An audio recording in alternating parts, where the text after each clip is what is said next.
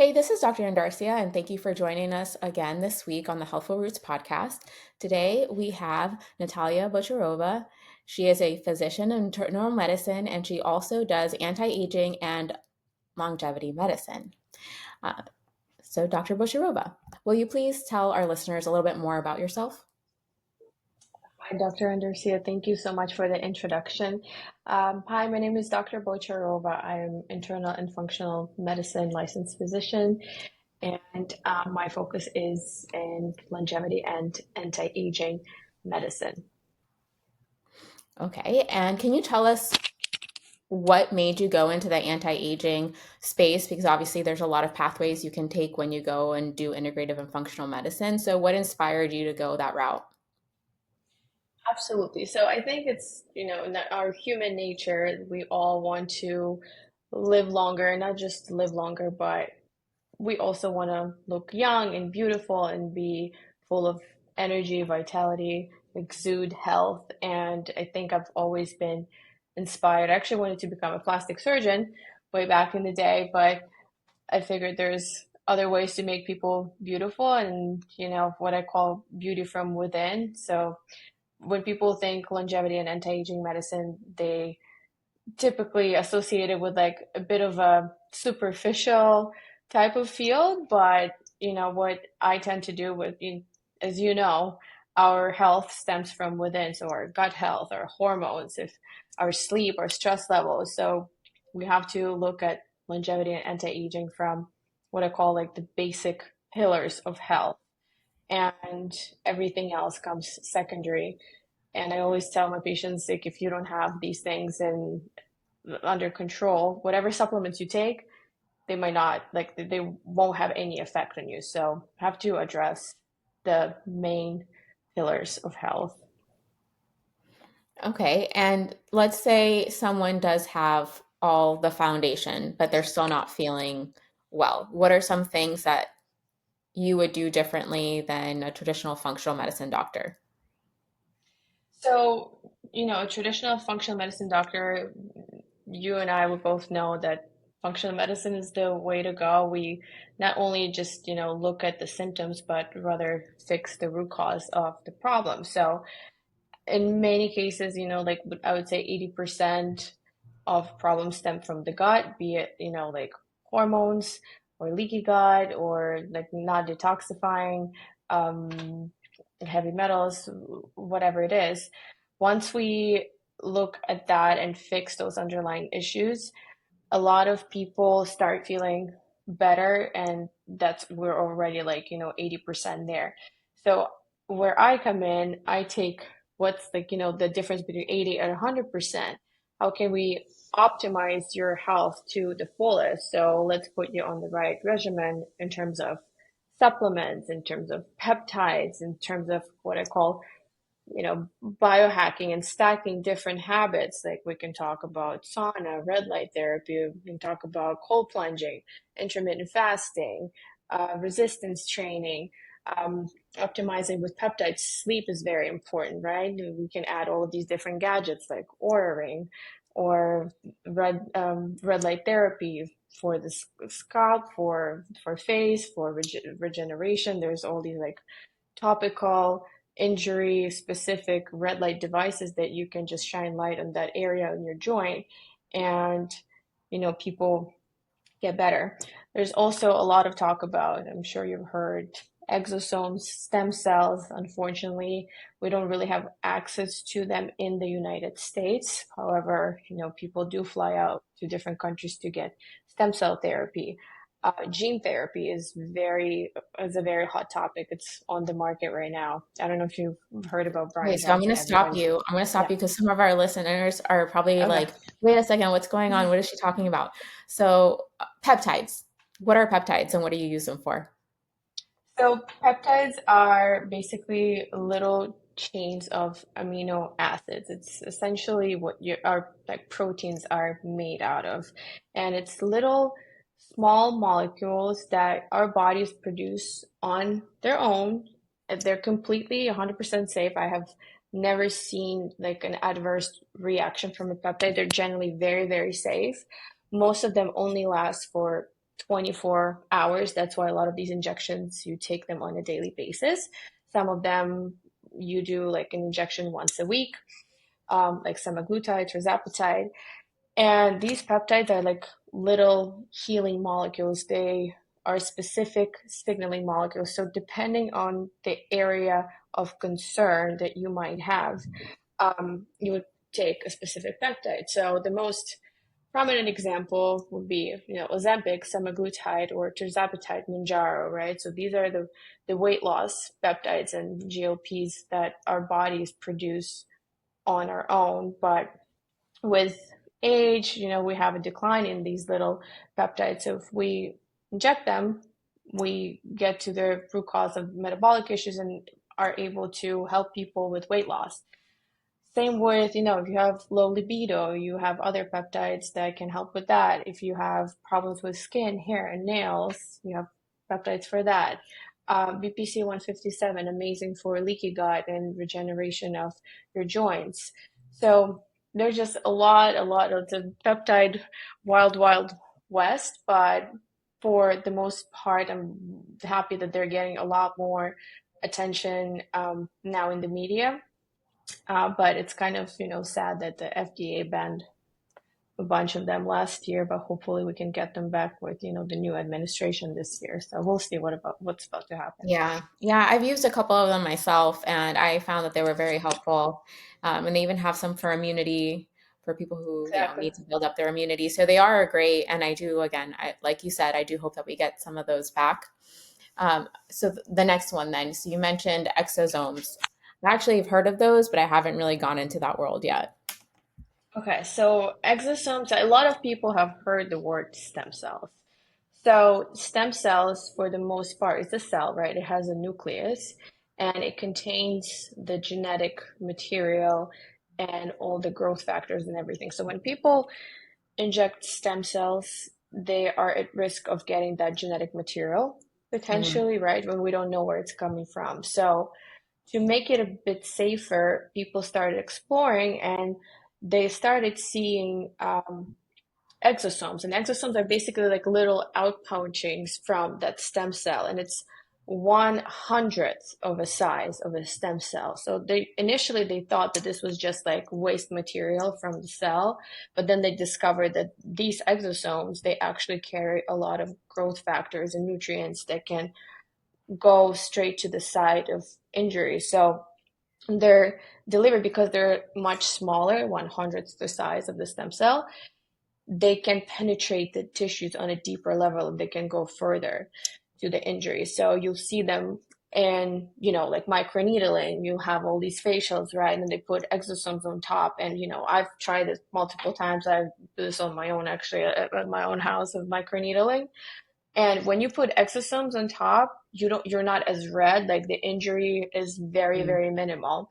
I don't know if you've ever tried it on your own, but yeah, it's night and day when you do it just like microneedling versus microneedling with exosomes. So the healing and repair is there.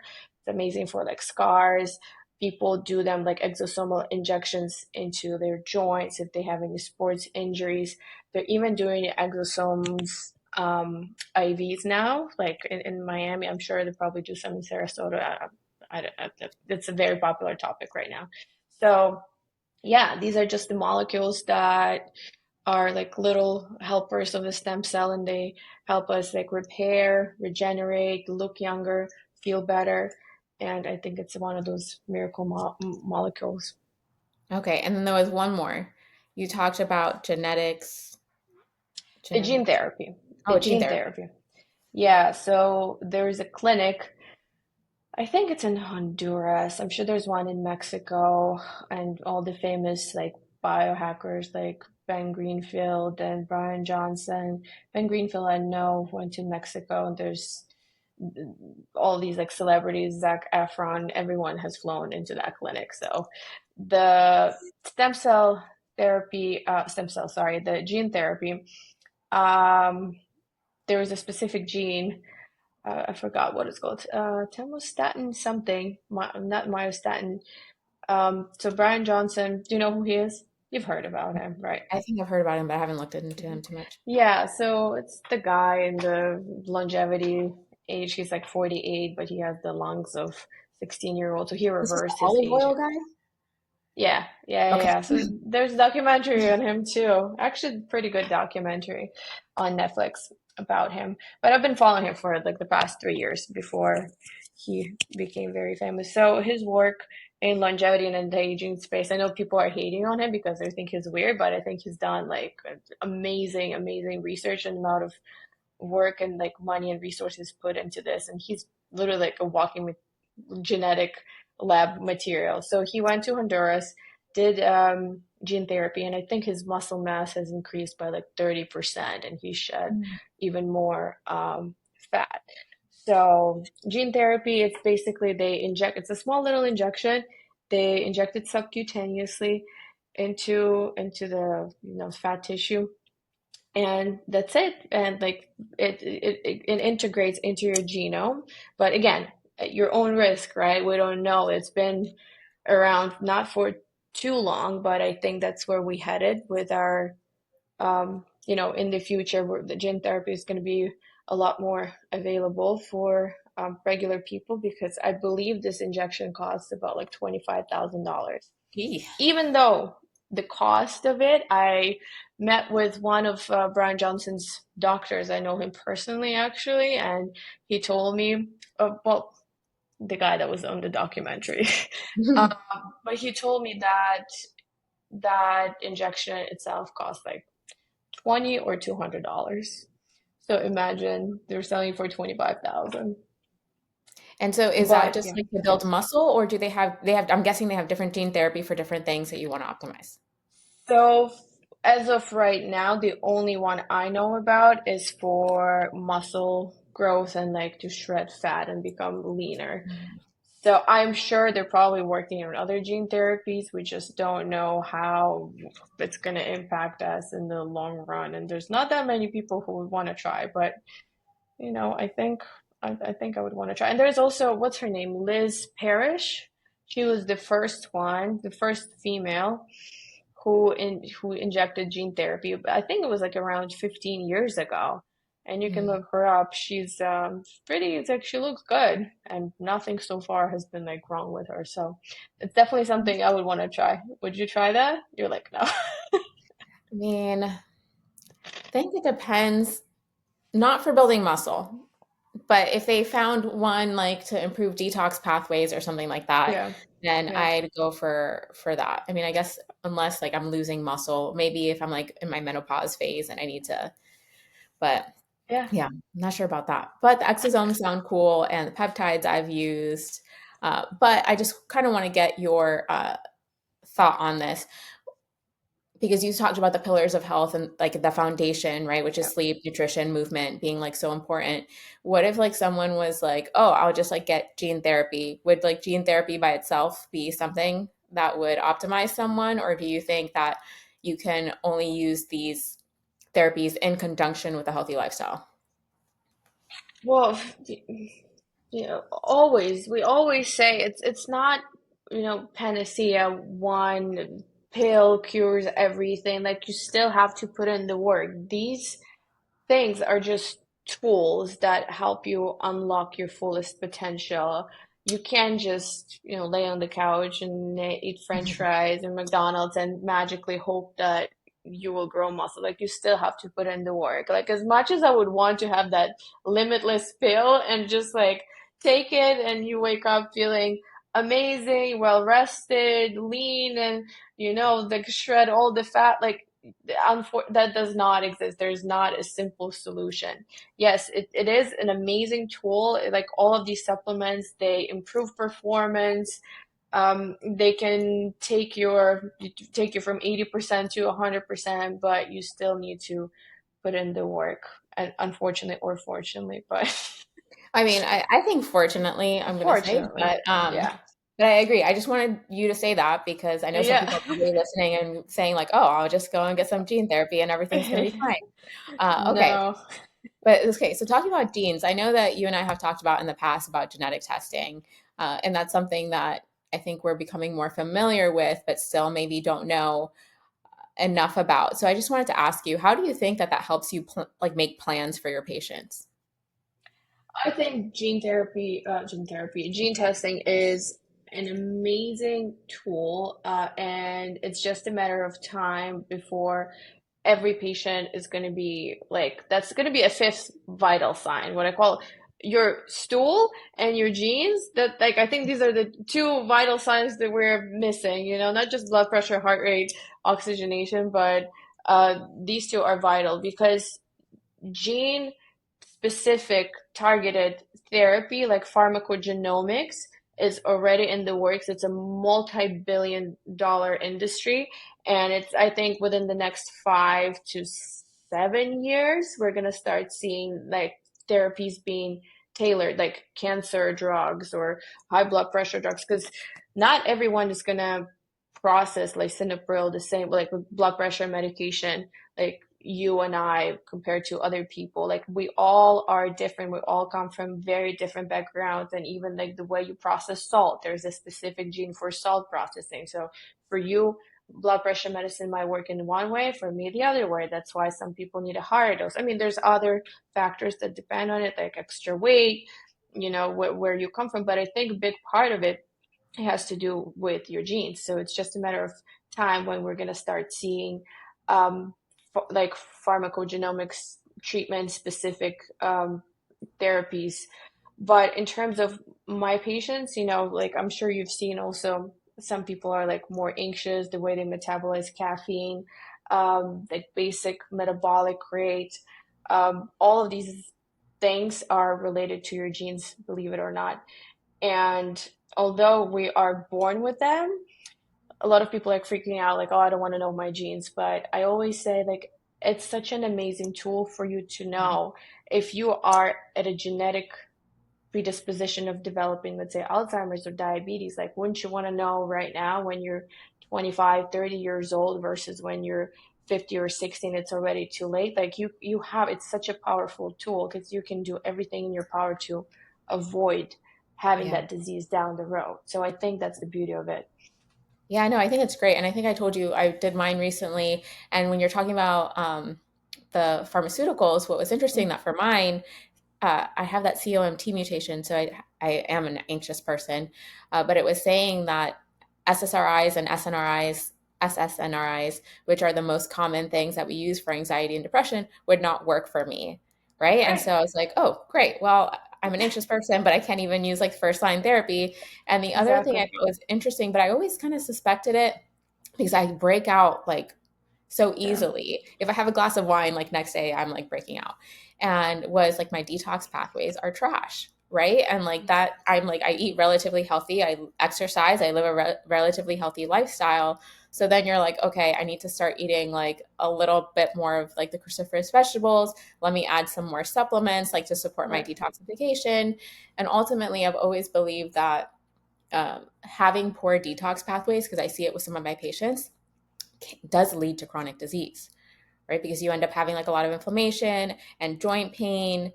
I think it can even lead to cancer if you're not detoxifying like certain Right. things properly. So I agree with you. I do think that that is very helpful. And like only now am I starting to use that. Okay. Yeah, absolutely. One of the questions that I Yeah. have for you Yeah. was about your biohacking practices. Oh, my biohacking practice awareness. Let me get my red light helmet. It's like sitting right here. We can take a video of this and it's being recorded. So this is one of them. Not Okay. sponsored, but it's red light therapy. So for people who don't know what that was, it's basically a helmet with red light that is aimed for hair growth. So these are just like, my routine in the morning when I wake up. I meditate, throw it on. I put on my red light mask as well, to induce like collagen production. And these are just like when we're talking devices, right? But of course, when people hear biohacking, they think it's some like Woo woo crazy, thing. Yeah. whatever, yeah, we would think. But one of my like top biohacking things is methylene blue. I don't know if you have ever like explored that, but it's like the oldest like pharmaceutically graded dye since like I think 1800s, but it has antimicrobial, antifungal, antibacterial properties. It what it does, it like basically induces your mitochondria, so the little battery cells that we have in our cells, to uptake more oxygen, and it like supercharges them. That coupled with red light or hyperbaric oxygen chamber. This is what I call the ultimate stack. So you can take all these different like pieces, you put them together, and you like supercharge your mitochondria, and you're full of energy. It helps you fight jet lag, helps you fight hangovers. A couple of things with methylene blue is that people with who are on SNRIs or antidepressants, they have to be careful and watch out for something called serotonin syndrome, Mm. because it does improve your mood and it like kind of blocks those receptors. So there's more serotonin in your um, brain. So people have to watch out. But that's only if the dosage is like I think more than 3 milligrams or per milliliter. I forget. Don't quote me on that. But a couple of drops. That's what I take in the morning with my workout. Like I always have a lot of energy. And for someone who works night shifts at the hospital, and like I need all the energy I can take. So of course, that's nutrition, movement, sleep, stress management. That's like our pillars. But if we're talking stacking habits, it's red light. If you can do ozone therapy, if you can do any sort of like IV therapy, exosomes, or just vitamins. I take a lot of different supplements, which is like a whole, we can talk about that, but it's like NMN, NR, NAD. I do peptides. Like I do it all. I do methylene blue, and I feel great for like, for the most part. Um, but yeah, if there's like any one in particular you want to talk about, I'd be more than Well, happy. so I have a question, like, because do you notice a difference between like when you were not on these things to now? Like, can you tell? Because I think it's probably hard to tell like which one is doing the most if you're taking that many. So, but do you feel a difference? Yeah, I think that's the problem because I take so much stuff that like I don't even know what's working anymore, but I know that they're all working together.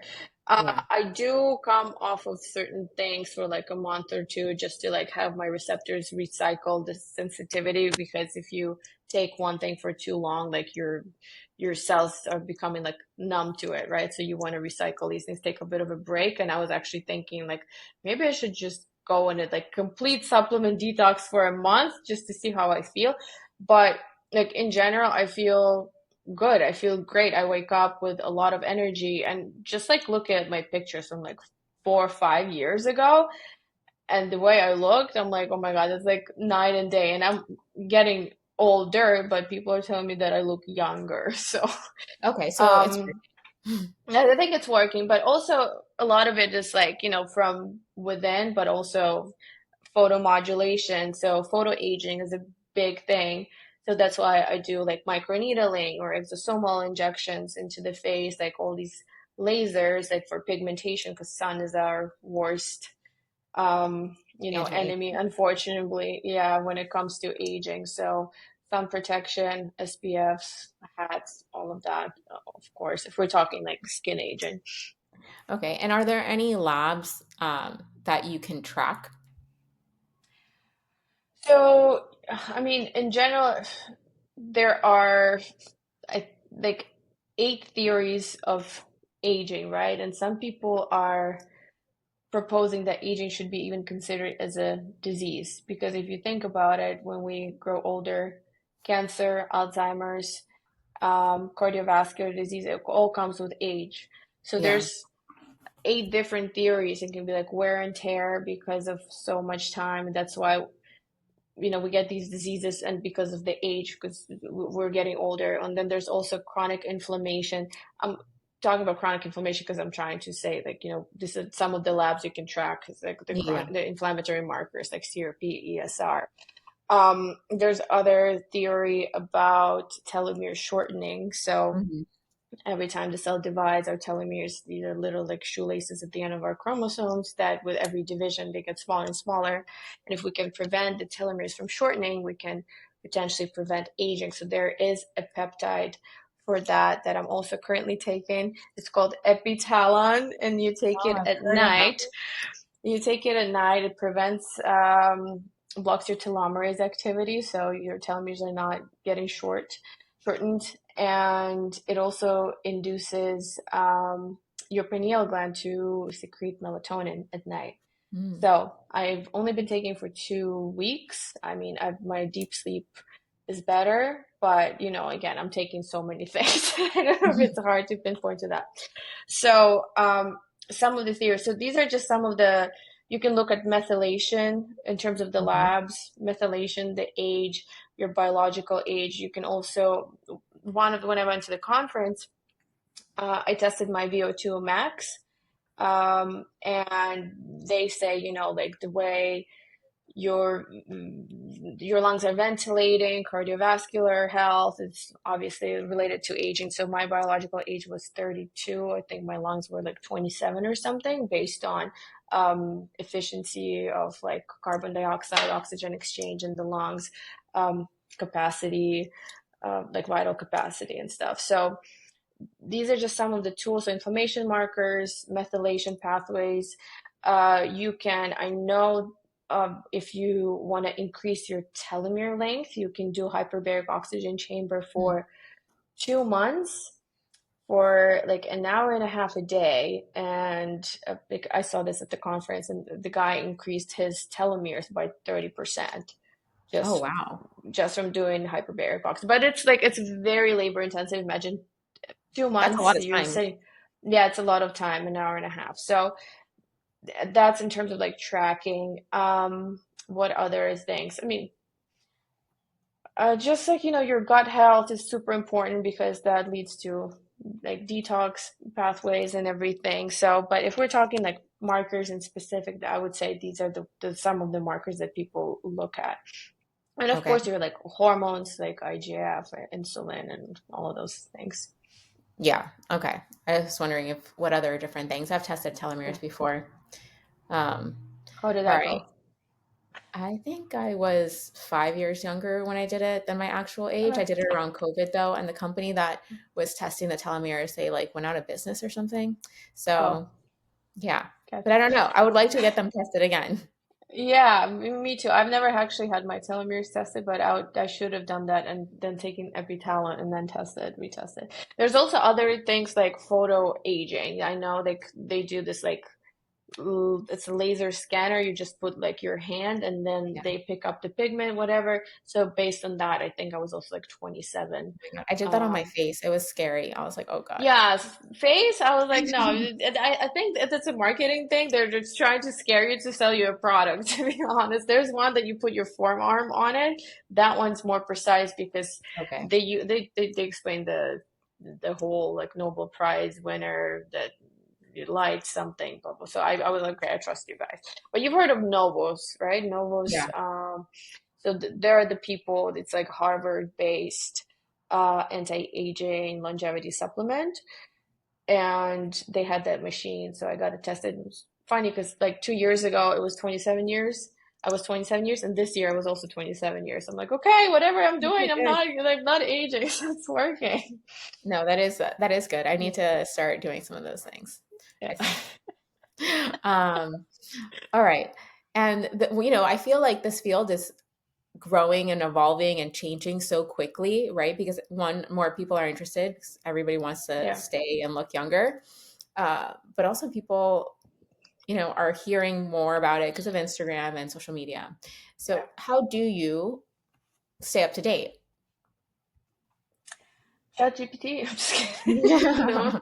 there's so many. It is very difficult. Like, people, when they start sending me their supplements, and say, "What do you think of this? What do you think of this?" I'm like, "Oh my God, it's like so hard to keep up with all of these things." And like, I may not know the supplement per se, because it's like impossible to, because Yeah. it's a multi-billion dollar. I think it's like a billion industry now, and it's projected to grow to 120 billion in 2026 or 2029. So I mean, it's like absurd numbers.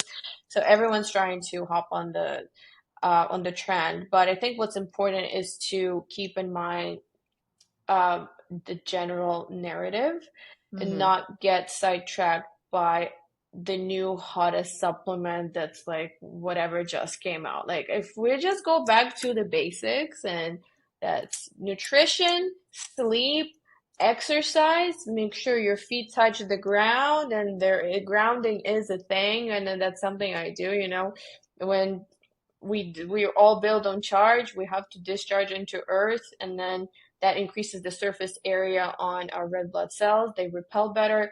The viscosity decreases, so your blood flow, it prevents from like coagulopathies and stuff, and it just helps everything flow better.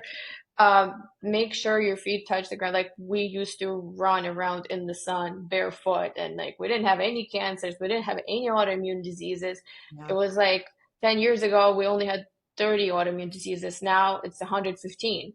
So, like, it's all coming from the environment, from the toxins, from, an average female puts about 500 toxins a day in makeup, hair, whatever, brushes, like Teflon, plastic, BP, like it's everywhere. Let's not forget to mention, our yoga stuff, like all the sportswear, activewear that we wear.